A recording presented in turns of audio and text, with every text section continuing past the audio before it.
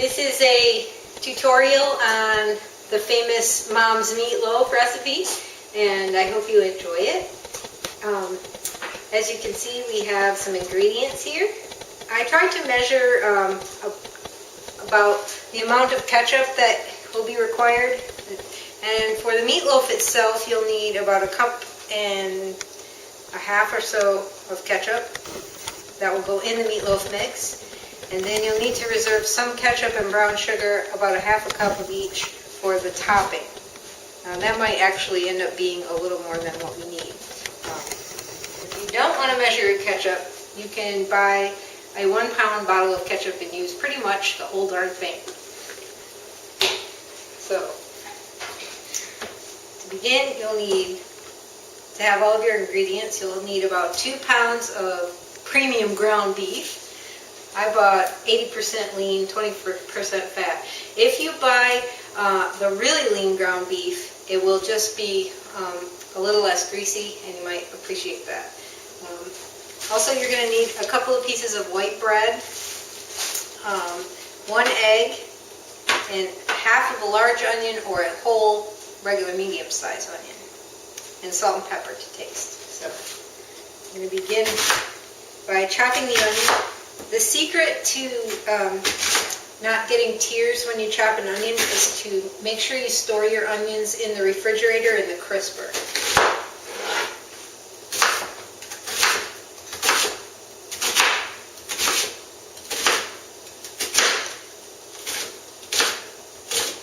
If you like your onion chopped thick, you can make nice big chunks. I used a sweet Vidalia onion. They're not quite as strong.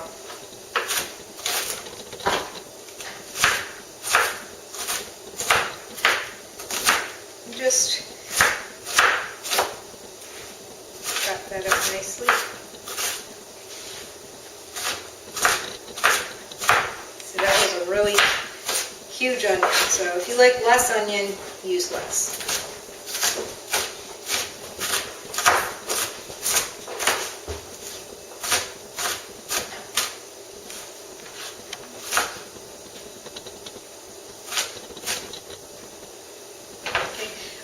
Also, before you begin preparing the ingredients, you'll want to put your oven on bake for 350 degrees so that it can warm up while you're chopping.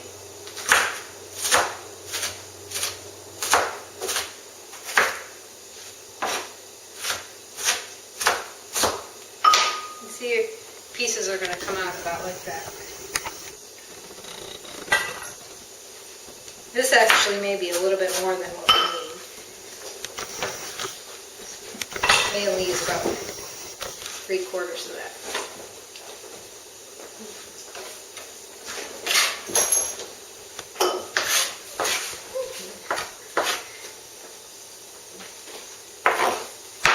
Save your other onions for hot dogs or something else.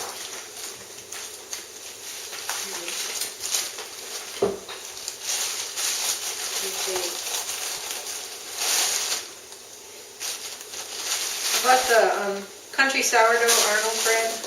They're really nice, big, thick pieces. If you buy a smaller loaf of bread, you may want to use 3 pieces of bread.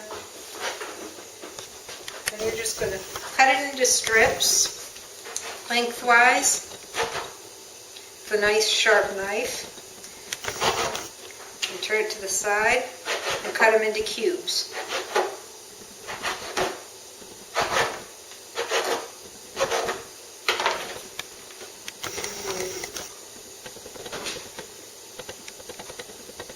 You want to break them up a little bit smaller.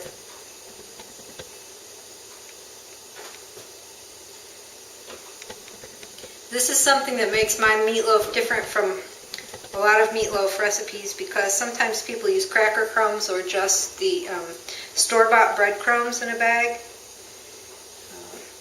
You can use either one, but this makes the meatloaf have a looser texture.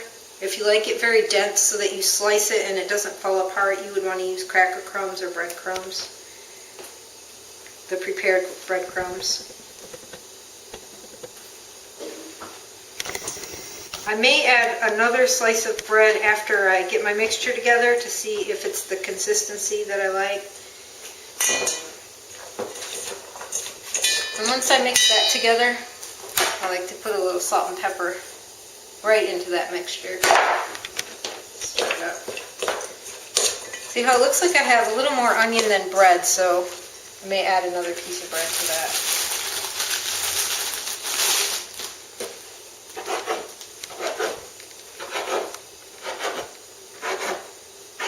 Once you make it the first time, every time it'll come out just a tiny bit different. That's just the way cooking is.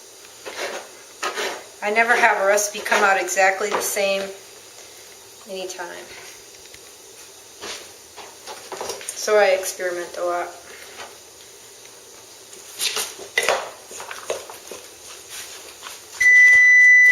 Okay, oven's ready now. That was good timing. Now we're just going to remove this from the packaging.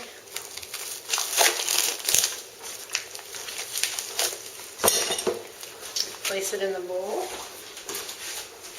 Wash my hands.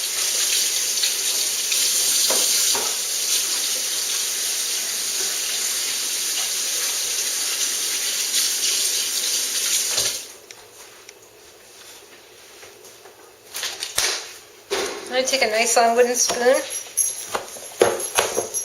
separate the hamburger into the bread and onion.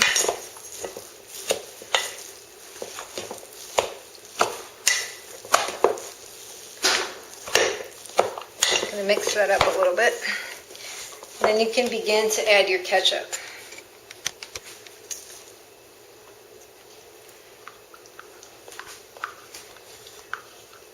That was the 1 cup there. And then we'll also add an egg.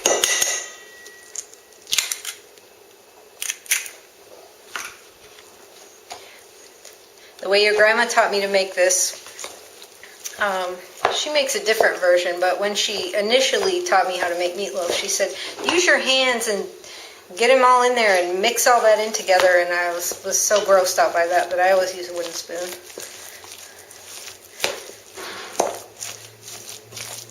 It takes a little longer with the spoon, but I don't like my hands and all the raw meat and the egg.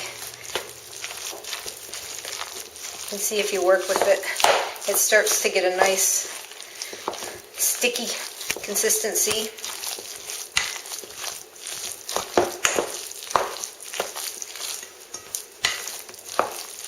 And once you mix that around, you can see it needs a little more ketchup. You really cannot go overboard with the ketchup in this recipe.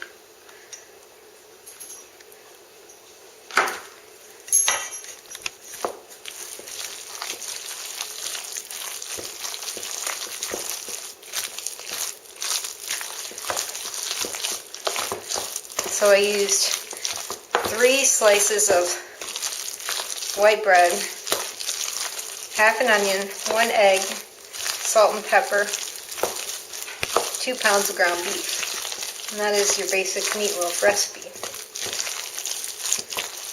Once you get it nice and mixed,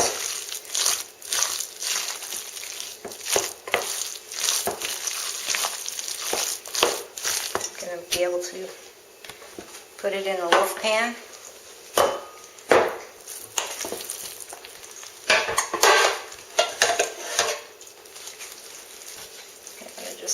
Put it a little bit at a time. It come out as a big chunk. There we go. See, 2 pounds will make a perfect size loaf. I'm going to pack it in really tight.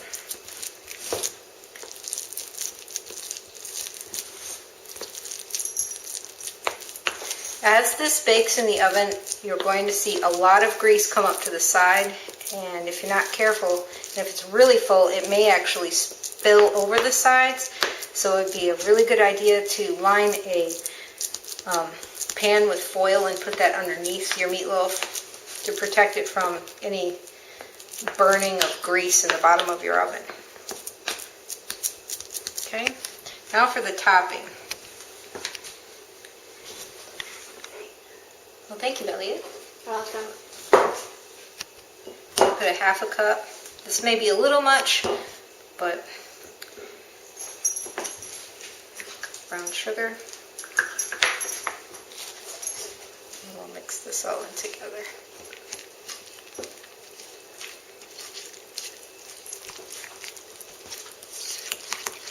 Don't worry if it's a little chunky. It's almost like a barbecue sauce without the Worcestershire sauce. It's just ketchup and brown sugar. And then we'll gently pour that over everything. See, that was just about right. Maybe a little more than I usually use, but. And then just glaze the top of your meatloaf. And that gives it the nice, sticky, sweet taste that we all love. It's just not all that good for you, but it sure does taste good. Okay. We're going to put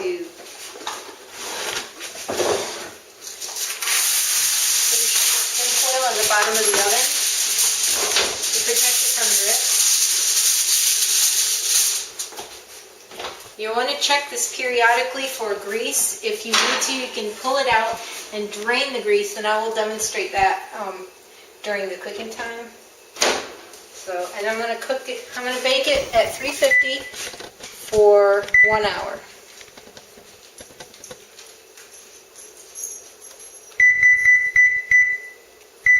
And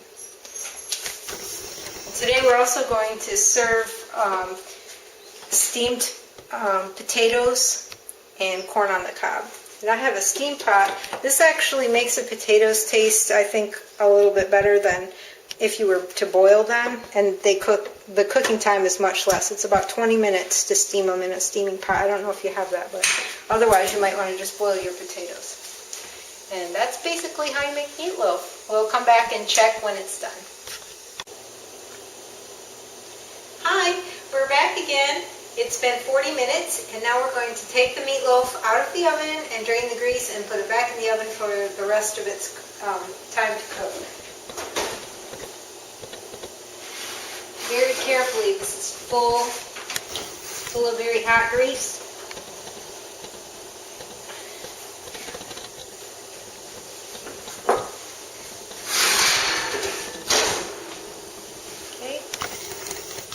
There's a couple ways you can do this. You can take a large spoon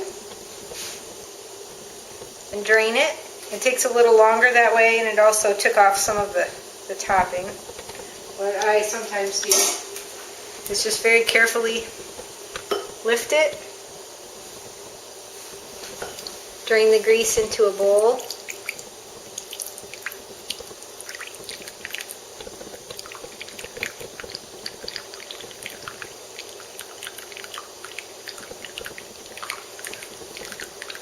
This part requires a lot of patience because you don't want your meatloaf to fall out upside down on top of the table.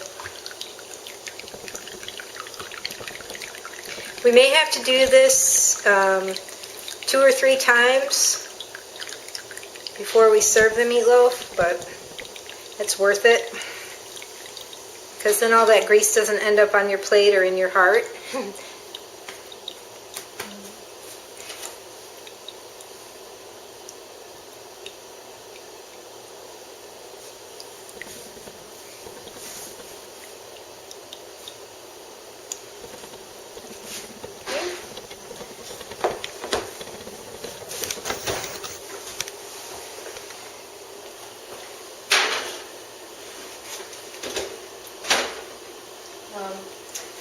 As I looked at it, it looks like it's going to take, because this is a large meatloaf and we used the full 2 pounds of beef, I may have to increase the cooking time another 30 minutes. Right now it looks like there's only 13 minutes left, so I'm going to increase my timer another 30 minutes. And while that's cooking, I've turned on the potatoes to steam and the water for the corn. You could also use this time to make a salad, or everything should be ready in about 30 minutes, and we'll come back to have a taste.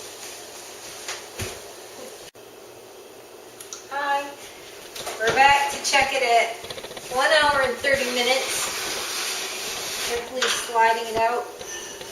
I'm closer to being done, but I'm not 100% sure if it is really done. Looks done to me. So it'd be important to make sure that there's no pink on the inside, because we don't want to get sick. Let me get a knife, okay? Okay, that would be so helpful. Thank you, Elliot.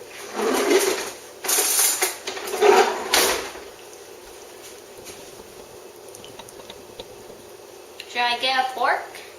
No, that's okay. Would you mind shutting the oven door, though? Oh, yes, of course. Thank you. Well,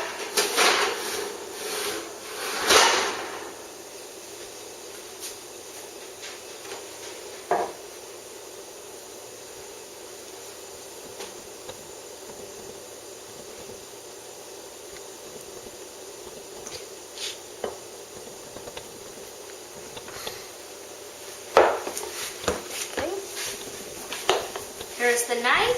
Thanks, Elliot. Should I put it in? We go into the thickest part, see if we get any clear liquid. If we see any pink, looks a little pink still, I think. That doesn't look pink to me. I can see a little pink, so I'm going to kind of close that back up and put it in for another 20 minutes.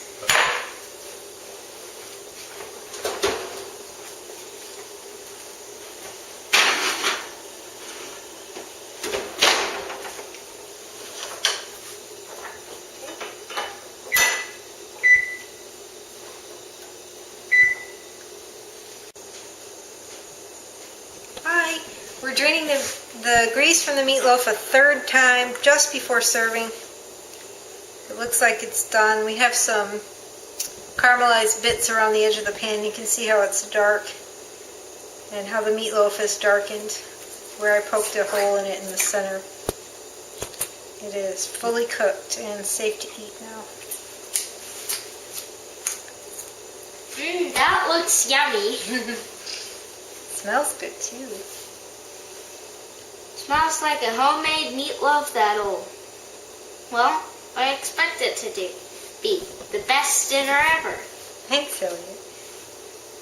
Also, you can let the meatloaf cool in the pan about 5 minutes to allow it to set up so that when you slice it, it comes out a little firmer.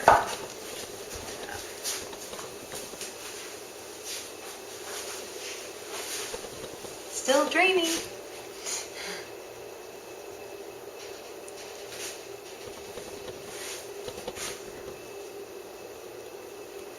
Here we go.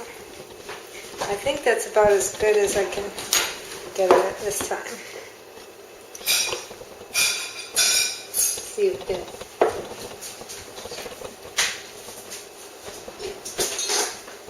We can measure the grease just for. That meatloaf looks good. Looks like a donut. Smells delicious. Delicious as a donut. It might be sweet as a donut with all that sugar in it.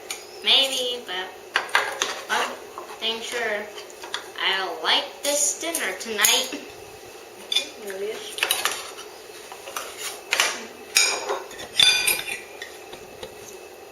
Thank you. You're welcome.